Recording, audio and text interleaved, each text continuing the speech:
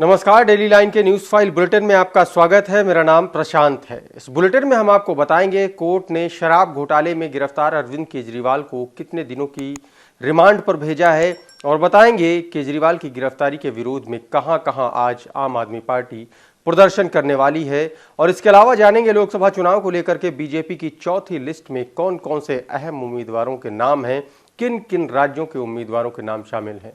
लेकिन उससे पहले एक नजर डालते हैं आज की हेडलाइंस पर।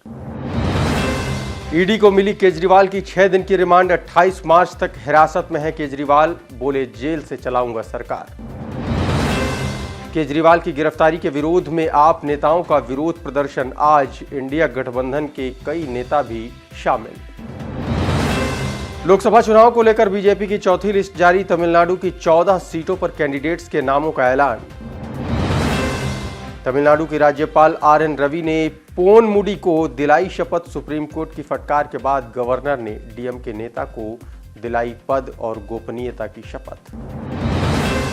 रूस की राजधानी मॉस्को में बड़ा आतंकी हमला, कार्यक्रम के दौरान की गई गोलीबारी, 70 लोगों की मौत, 145 घायल।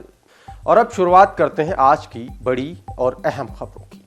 दिल्ली शराब नीति केस में गिरफ्तार अरविंद केजरीवाल को कोर्ट ने 6 दिन की हिरासत में भेज दिया है। पीएमएलए कोर्ट ने मामले की सुनवाई कर केजरीवाल को ईडी की रिमांड पर भेज दिया। वहीं ईडी की कस्टडी में जाने के बाद केजरीवाल ने मीडिया से कहा कि वो इस्तीफा नहीं दे रहे हैं, जरूरत पड़ी तो जेल से सरकार चलाएंगे। इसके जवाब में भाजपा नेता मनोज तिवारी ने कहा कि जेल से सरकार नहीं चलती है, गैंगस्टर अपनी गैंग चलाते हैं।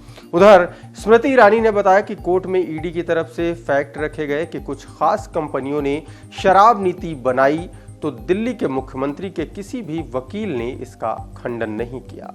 शराब पॉलिसी बनाने में अरविंद केजरीवाल के करीबी विजय नायर की भी भूमिका थी।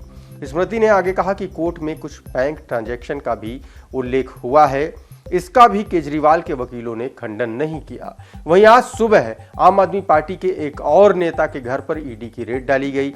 आप विधायक गुलाब सिंह यादव के घर पर यह छापेमारी की गई। इसे लेकर आम आदमी पार्टी के नेता सौरभ भारद्वाज ने कहा कि भारत ही नहीं बल्कि दुनिया भर के लोग जान चुके हैं कि भारतीय जनता पार्टी की सरकार पूरे विपक्ष को जेल में डालने में लगी हुई है। और अब बात करते हैं आज की एक और बड़ी खबर की। दिल्ली के मुख्यमंत्री अरविंद केजरीवाल की गिरफ्तारी का आम आदमी पार्टी और इंडिया ब्लॉक के नेता जबरदस्त विरोध कर रहे हैं। इसके चलते आज यानी कि 23 मार्च को आम आदमी पार्टी के सारे नेता आईटीओ के पास शहीदी पार्क में विरोध प्रदर्शन कर रहे हैं। इस प्रदर्शन में इंडिया ब्लॉक के भी कई नेता शामिल हैं। गोपाल राय ने कहा कि इस प्रदर्शन में हम देश को तानाशाही में तब्दील होने से रोकने की शपथ लेंगे। इसके साथ ही केजरीवाल के सपोर्ट में आए सभी नेताओं ने होली का त्योहार न मनाने का फैसला किया है। वहीं केजरीवाल की गिरफ्तारी को लेकर के उनके गुरु रहे अन्ना हजारे ने कहा है कि ये उनके कर्मों का नतीजा है। मुझे केजरीवाल के हाल पर बिल्कुल भी दुख नहीं होता है। मैंने उन्हें शराब पर नीति बनाने से रोका था, लेकिन वो नहीं माने। और अब बढ़ते हैं आज की एक और बड़ी खबर की ओर। लोकसभा चुनाव को लेकर के भारतीय जनता पार्टी ने अपने उम्मीदवारों की चौथी सूची जारी कर दी है।